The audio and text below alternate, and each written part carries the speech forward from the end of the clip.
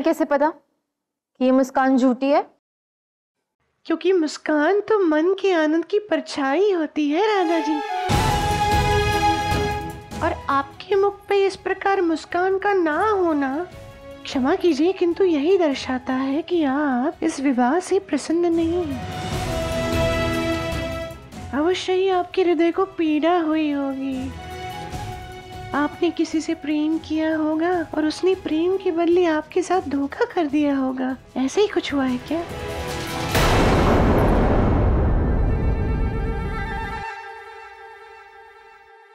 किंतु ये सब तुम्हें कैसे पता चला?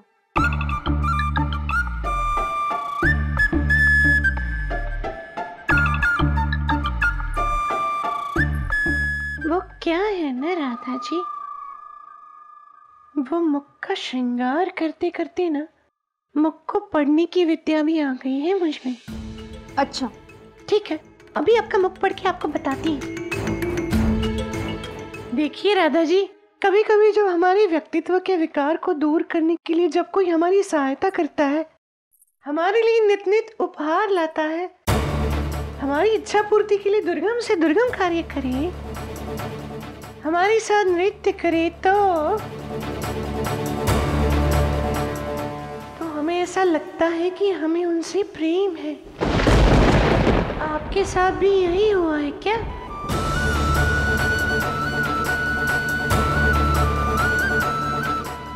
ही ना रहा, मेरे मुख को देखकर इतना कुछ जान लिया।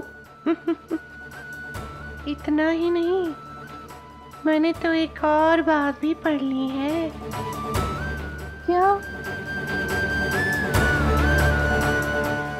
यही कि आप अब भी उससे प्रेम करती हैं।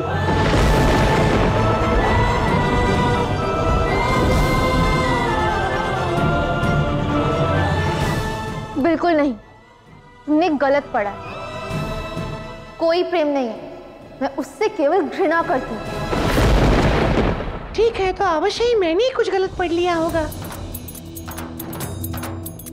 क्योंकि जो कुछ ही क्षणों में परिवर्तित हो जाए वो तो प्रेम हो ही नहीं सकता, वो तो कुछ और ही होगा, क्योंकि प्रेम में तो क्रोध का स्थान ही नहीं होता।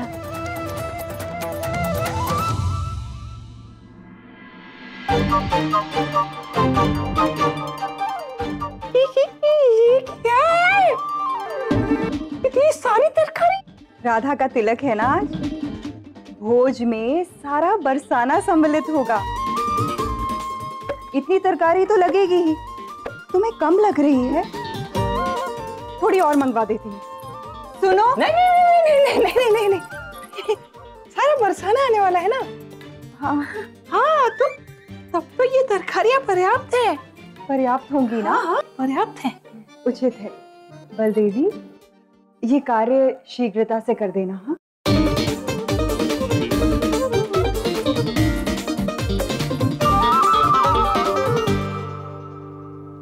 मैं तो तुम्हारी सहायता करने आया था, ये कहाँ फंसा दिया मुझे। मैं तुम्हें छोड़ूंगा नहीं कान्हा। एक बात पूछ सकती हूँ आपसे? वो जिससे आप प्रेम करती थी, क्या वो कभी आप पे कुपित हुआ था? चलो छोड़ो, मुझे उससे क्या लेना देना। मैं तो बस इतना जानती हूँ कि प्रेम गंगा जल की भांति होता है। प्रेम में कोई अशुद्धि नहीं होती, और किसी भी परिस्थिति या कठिनाइयों में ना वो कभी बदलता नहीं है। प्रेम शाश्वत होता है, अटल होता है, और प्रेम राधा जी सदा सदा के लिए बना रहता है। तुम तो बिल्कुल उस कृष्ण की भांति बात कर रही हो। अच्छा, तो कृष्ण नाम है उसका। बड़ा ही प्यारा नाम है, लड़का भी अच्छा ही होगा। चलो छोड़ो, मुझे उससे क्या लेना देना।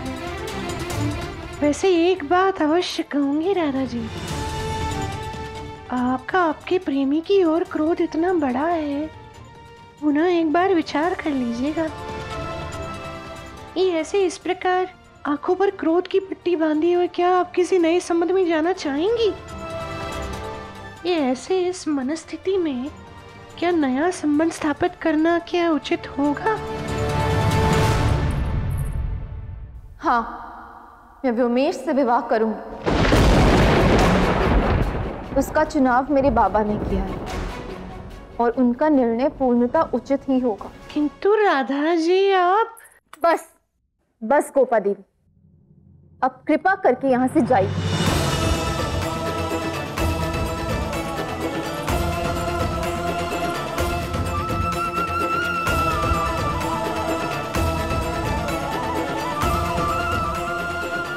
ये मुस्कान लौटेगी राधे। मैं यहाँ आ चुका हूँ। ये विवाह तो मैं रोक कर रहूंगा। महाराज कंस के आदेशानुसार हमारे सैनिक आक्रमण के लिए सज्ज हैं, किंतु इस बार कोई भूल नहीं होनी चाहिए। एक बात स्पष्ट रूप से समझ लें कि महाराज कंस को राधा चाहिए, वो भी किसी भी मूल्य पर।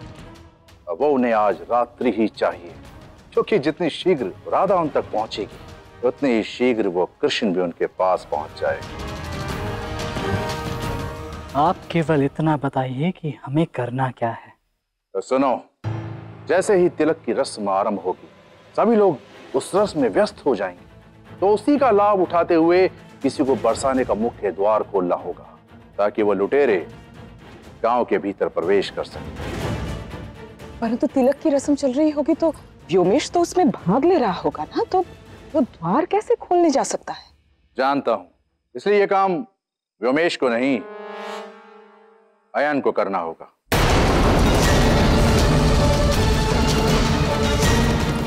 अयन को यहाँ हर कोई पहचानता है, किसी ने देख लिया तो? नहीं, अयन नहीं जा सकता। माँ,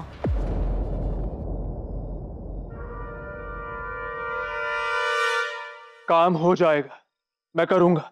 किंतु एक बात स्मरण रहे, किसी को भी ये भनक न लगे कि राधा का अपहरण करके उसे यहाँ लाया गया है। क्या हुआ? आप सब ऐसे क्यों देख रहे हो मुझे?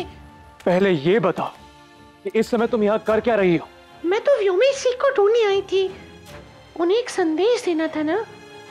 पूरा घर ढूंढ लिया, कहीं नहीं मिले। फिर किसी ने मुझे बताया कि वो वन की ओर गए, तो मैं यहाँ आई।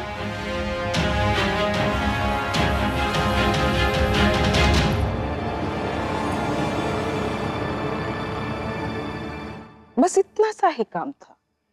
हा? सत्य कह रही हो ना?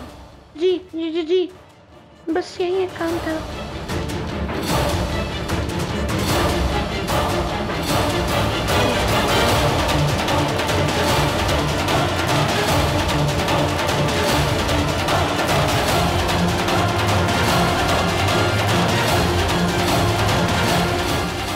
तो कहो, क्या संदेश लाई हो मेरे लिए?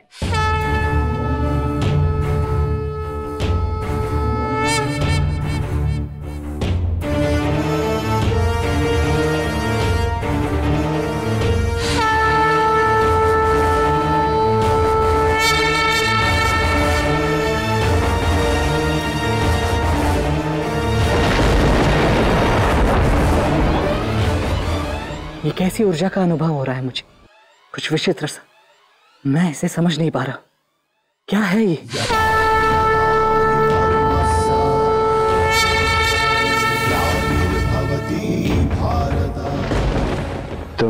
तुम्हारा सारा अस्तित्व भयभीत है व्योमासुर। तुम नहीं जानते, किंतु इस ऊर्जा का अनुभव तुम्हें इसलिए हो रहा है क्योंकि साक्षात नारायण तुम्हारे सामने खड़े। कदाचित उनकी ऊर्जा का तेज तुम वाहन नहीं कर पा रहे हो।